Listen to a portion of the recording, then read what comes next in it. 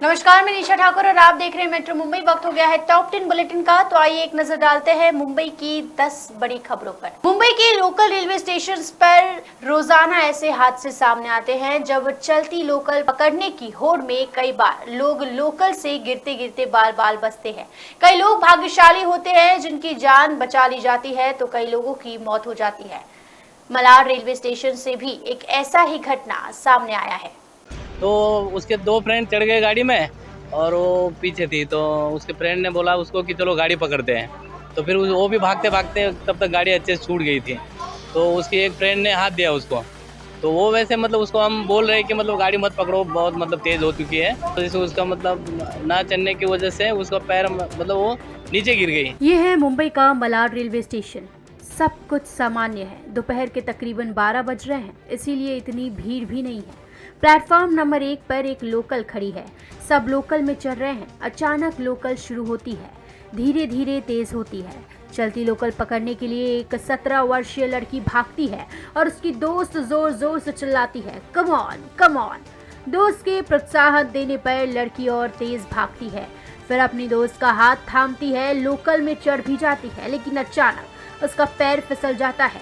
फिर क्या, दो पुलिस कांस्टेबल तेजी से भागते हैं लड़की को बचाने के लिए, लेकिन क्या लड़की बचती है? यही दोनों वो बहादुर पुलिसकर्मी हैं जिसके कारण लड़की की जान बच गई। अगर ये दोनों वहां मौजूद नहीं होते तो न जाने क्या हो जाता।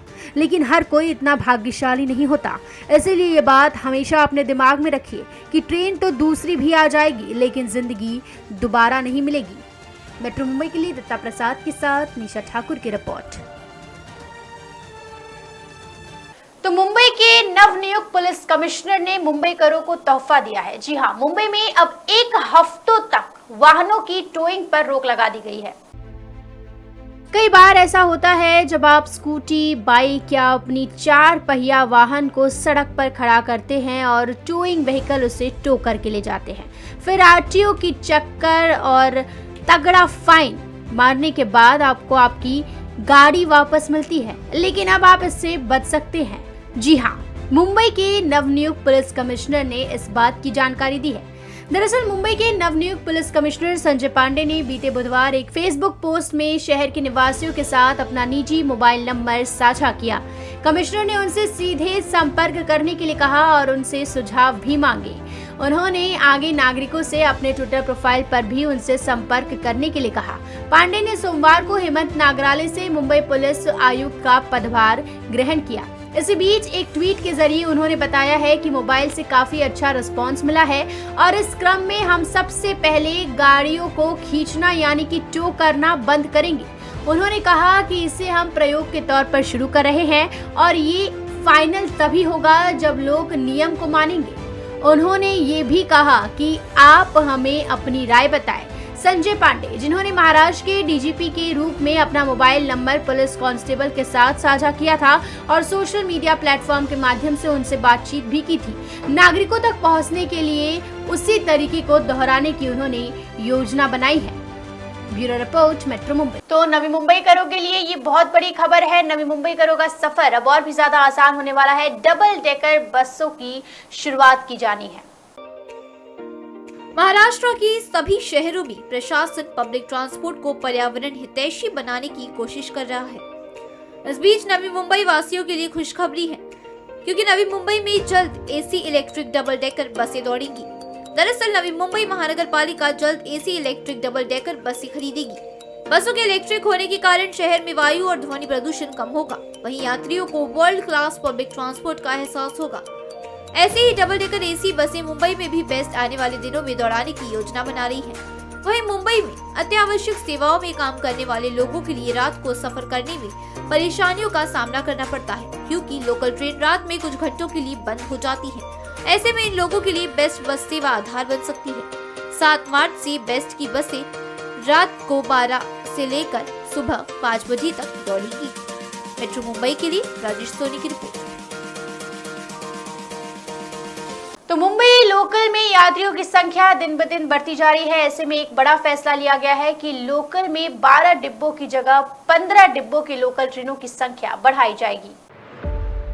मुंबई की लाइफलाइन कही जाने वाली लोकल ट्रेन में मुंबईकरों को पीक आवर्स में जबरदस्त भीड़ का सामना करना पड़ता है, जिसके कारण कई बार लोग दुर्घटना का भी शिकार हो जाते हैं। इसी वजह से रेलवे द्वारा लोकल सेवाओं को लगातार बढ़ाने की कोशिश की जाती है। इस बीच पश्चिम रेलवे लोकल ट्रेनों में डिब्बे बढ़ाकर यात्रियों को राहत पहुंचाने की योजना बना रही है। दरअसल रेलवे की वेस्टर्न लाइन पर 12 डिब्बों की लोकल में 3 डब्बे जोड़कर 15 डिब्बों की लोकल ट्रेनों की संख्या बढ़ाने की योजना है।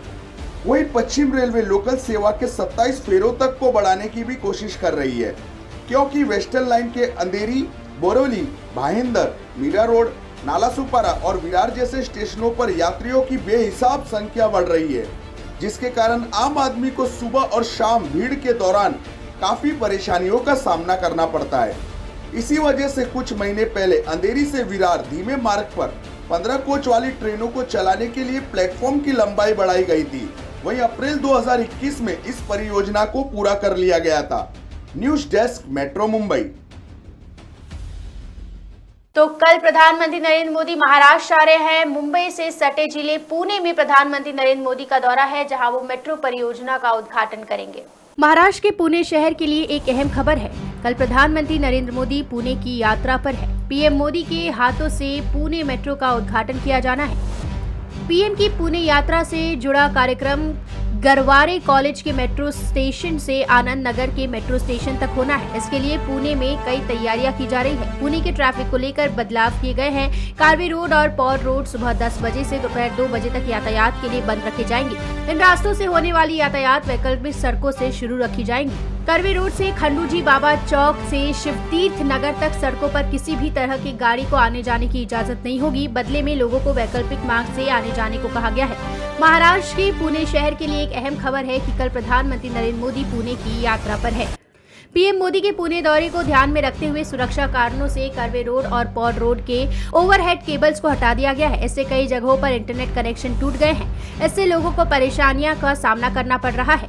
पीएम मोदी मेट्रो के उद्घाटन के बाद गरवारे कॉलेज मेट्रो स्टेशन से आनंद नगर के बीच सफर करेंगे। टिकट की दर 3 स्टेशनों तक 10 रुपए रखी जाएगी। Bureau report, metro Mumbai. तो मुंबईकरों को एक बार फिर से बिन मौसम बरसात जो है वो झेलनी पड़ सकती है। मुंबई और मुंबई के आसपास के इलाकों में मौसम विभाग ने अलर्ट जारी किया है। मौसम विभाग ने सप्ताहांत के बाद अगले 2 दिनों तक राज्य में कई स्थानों पर गरज के साथ बौछारें पड़ने की संभावना जताई है। मौसम विभाग के अनुसार सोमवार 7 मार्च को पालघर जिले में बादल छाए रहने की संभावना है और कई स्थानों पर हल्की सी मध्यम बारिश भी होगी। साथ ही इस दिन नासिक, धुले, नंदुरबार और जलगांव में गरज के साथ छींटे पड़ेंगे। इसीलिए मौसम विभाग ने नागरिकों को सलाह दी है कि आकाश में बिजली चमकते समय घर से बाहर ना निकले या लंबी यात्रा से बचे। मंगलवार यानी 8 मार्च को राज्य में बारिश बढ़ेगी और कोकण समेत दक्षिण महाराष्ट्र और मराठवाड़ा में बारिश होने की संभावना है। पालघर, ठाणे, रायगढ़, रत्नागिरी, सतारा, सिंधुदुर्ग, कोल्हापुर, बीड़, परभनी और हिंगोली जैसे इलाकों में मंगलवार को हल्की से मध्यम बारिश होने की संभावना है। इस बीच पुणे, अहमदनगर, नासिक, धुले, जलगांव, नंदुरबार, औरंगाबाद और जालना जैसे जिलों में भारी बिजली कटौती का अनुभव होगा। पिछले 6 घंटे में बंगाल की खाड़ी के ऊपर बना दबाव का क्षेत्र 15 किलोमीटर प्रति घंटे की रफ्तार से उत्तर पश्चिम में शिफ्ट हो गया है। इसने देश के कई हिस्सों में बारिश के लिए अनुकूल मौसम की स्थिति पैदा कर दी है। Bureau report, metro Mumbai. तो उल्लासनगर से बेहद ही शर्मनाक घटना सामने आ रहा है, जहां एक रिक्शे वाले ने एक लड़की के साथ बलात्कार किया है। मुंबई से सटी कल्याण शहर के उल्लासनगर से एक चौंकाने वाला मामला सामने आया, जहां एक रिक्शा चालक ने 5 महीने तक एक नाबालिग लड़की का बलात्कार किया है। इस बात का पता चलते ही नाबालिग लड़की के मां बाप ने इसकी जानकारी पुलिस स्टेशन में दी, जहां 24 घंटे के अंदर आरोपी रिक्शा चालक को गिरफ्तार कर लिया गया। दरअसल उल्लासनगर के विठलवाड़ी थाना परिसर में रिक्शा चालक ने एक नाबालिग लड़की से दुष्कर्म किया। 35 वर्षीय इस ऑटो रिक्शा चालक ने नाबालिग लड़की से पहचान बनाकर उसके साथ 5 महीने तक बलात्कार किया। जैसे ही इसकी जानकारी लड़की के माता पिता को लगी, उन्होंने तुरंत पुलिस स्टेशन पहुंचकर ऑटो रिक्शा चालक दीपक हवाली के खिलाफ मामला दर्ज करवाया। विठलवाडी पोलीस स्टेशनच्या हद्दीमध्ये 5-6 महिन्यापूर्वी एक 35 वर्षाची इसम आहे, तिची एका मुलीशी ओळख होती, मुलगी मायनर आहे। त्या ओळखीतून तिने तिच्याशी शरीर संबंध प्रस्थापित केले तिच्यावरती 4-5 महिन्यापासून तो अत्याचार करत होता. तर तिच्या आईवडिलांना काल समजल्यानंतर पोलीस स्टेशनला तिचे आईवडील आले. आम्ही गुन्हा दाखल केला. आरोपीचा शोध घेऊन तिला मिळाला. वक्त रहते ही भले ही पुलिस ने आरोपी रिक्शा चालक को गिरफ्तार कर लिया, पर सवाल ये है कि आखिर कैसे इन सभी घटनाओं को अंजाम दिया जाता है. इस घटना के वक्त आखिर लड़की की माता पिता ने लड़की पर ध्यान क्यों नहीं दिया, क्योंकि 5 महीने तक रिक्शा चालक ने लगातार नाबालिग लड़की को प्रताड़ित किया. मेट्रो मुंबई के लिए तृप्ति सिंह की रिपोर्ट. तो मुंबई पुलिस का एक बड़ा फैसला कि अब हर शनिवार सभा लगाई जाएगी, जहां आम नागरिकों से बात की जाएगी, उनकी परेशानियों को जाना जाएगा. दुनिया भर में मुंबई पुलिस फोर्स की पहचान एक प्रतिष्ठित दल के तौर पर होती है. वहीं मुंबई पुलिस से अपराधी थर थर कांपते हैं. लेकिन अब मुंबई पुलिस के जवान हर शनिवार आम मुंबईकरों से मुलाकात करेगी और उनकी समस्याओं का समाधान करेगी. दरअसल मुंबई पुलिस हर शनिवार को आम नागरिकों से मुलाकात करेगी. इस दौरान पुलिस 2 पक्षों के बीच जारी विवाद को सुलझाने की कोशिश करेगी. इसके अलावा पुलिस वाले लोगों की समस्याओं को भी सुनेंगे.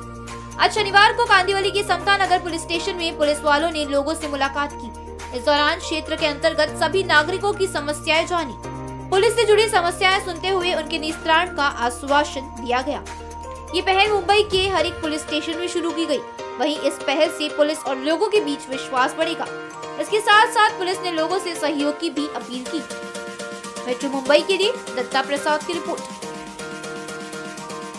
तो मुंबई में अब इंटरनेशनल क्रूज टर्मिनस बनेगा. जी हाँ, देखिए आखिर क्या है ये पूरा रिपोर्ट. कहां बनने जा रहा है इंटरनेशनल क्रूज टर्मिनस. आने वाले दिनों में मुंबई क्रूज हब के तौर पर पहचाना जाएगा और इसकी तैयारी मुंबई पोर्ट ट्रस्ट ने शुरू कर दी है. इंटरनेशनल क्रूज टर्मिनल हर साल 500 क्रूज को हैंडल करेगा. वहीं अब क्रूज के काम को भी गति मिल गई है. इस साल जून तक मुंबई के समुद्री तट पर मुंबई इंटरनेशनल क्रूज टर्मिनल का सिविल वर्क पूरे तरीके से पूरा हो जाएगा. वहीं इस टर्मिनल से कमाई का रास्ता भी बॉम्बे ट्रांसपोर्ट ने निकाल लिया. 4 लाख स्क्वायर फीट में बनने वाले टर्मिनल में से 2 लाख स्क्वायर फीट एरिया को कमर्शियल इस्तेमाल के लिए दिया जाएगा, जिसके कारण आगामी 15 से 20 वर्षों में पोर्ट की लागत निकल जाएगी. वहीं जल यातायात को भी ये टर्मिनल बढ़ावा देने का काम करेगा. इसी वजह से टर्मिनल को 3 मंजिला बनाया जा रहा है. ग्राउंड और पहले फ्लोर पर विदेशी यात्रियों की व्यवस्था की जाएगी. वहीं दूसरे और तीसरे मंजिल को किराए पर दिया जाएगा. बीपीटी ने टर्मिनल का संचालन करने वाले ऑपरेटर के साथ 30 साल का करार दिया है. ऑपरेटर से डिपॉजिट के तौर पर 30 करोड़ रुपए लिए गए. वहीं ऑपरेटर को हर साल 5 करोड़ रुपए किराया चुकाना पड़ेगा. इसके अलावा किराए में हर साल 5% की बढ़ोतरी की जाएगी. टर्मिनल पर बीपीटी द्वारा 300 करोड़ रुपए खर्च किए जा रहे हैं. ये टर्मिनल हर साल 500 क्रूज और 10 लाख यात्रियों को हैंडल करेगा. मेट्रो मुंबई के लिए राजेश सोनी की रिपोर्ट. तो मुंबई पुलिस ने एक बड़ा दावा किया है कि संजय राउत और खड़से का फोन जो है वो टैप किया गया था. मुंबई पुलिस आखिर किस बुनियाद पर ये दावा कर रही है, देखिए ये रिपोर्ट. देश में एक बार फिर फोन टैपिंग का मामला गर्मा सकता है, क्योंकि शिवसेना नेता संजय राउत का फोन टैप किया गया था. ये जानकारी मुंबई पुलिस ने दी. राउत की फोन टैपिंग एक आईपीएस अधिकारी द्वारा कराई गई थी. इन सभी के खिलाफ मुकदमा दर्ज कर लिया गया. दरअसल मुंबई पुलिस ने आईपीएस रश्मि शुक्ला समेत अन्य लोगों के खिलाफ दक्षिण मुंबई के कोलाबा पुलिस थाने में बुधवार को दर्ज एफआईआर में दावा किया कि रश्मि शुक्ला द्वारा संजय राउत और एनसीपी नेता एकनाथ खड़से का फोन टैप कराया गया था.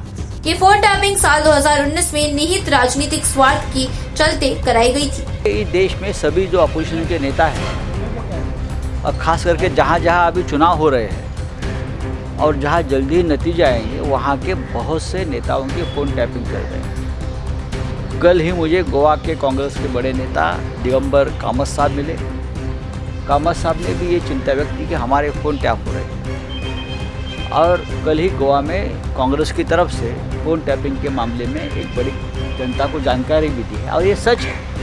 महाराष्ट्र में भी यही हुआ था 2 साल पहले 2019 में, जब सरकार हमारी महाविकास आघाड़ी की सरकार बंद रही थी तो हमारे सबके फ़ोन टैप हो रहे थे. तो ऑन रिकॉर्ड है. अब उनके ऊपर तो एफआईआर लॉन्च हो गई है वो लीडो ऑफिसर के खिलाफ. हालांकि इससे पहले आज बम्बई उच्च न्यायालय ने शुक्ला को पुणे में दर्ज ऐसे ही एक मामले में गिरफ्तारी से छूट दी.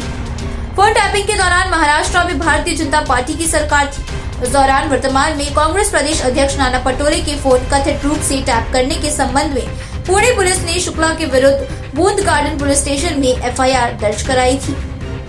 मेट्रो मुंबई के लिए राजेश सोनी की रिपोर्ट। तो ये थी मुंबई की 10 बड़ी खबरें और आप देख रहे थे टॉप 10 बुलेटिन। रोज रात 10 बजे मेरे साथ देखिए मुंबई की टॉप 10 बुलेटिन सिर्फ मेट्रो मुंबई पर। और हाँ, अगर आपने अभी तक प्ले स्टोर और ऐप स्टोर से हमारे ऐप मेट्रो भारत को डाउनलोड नहीं किया है तो जैसे डाउनलोड कर लीजिए। हमारे फेसबुक पेज को फॉलो और यूट्यूब पेज को सब्सक्राइब करना ना भूलें ताकि मुंबई की हर खबर सबसे पहले आप तक पहुंचे।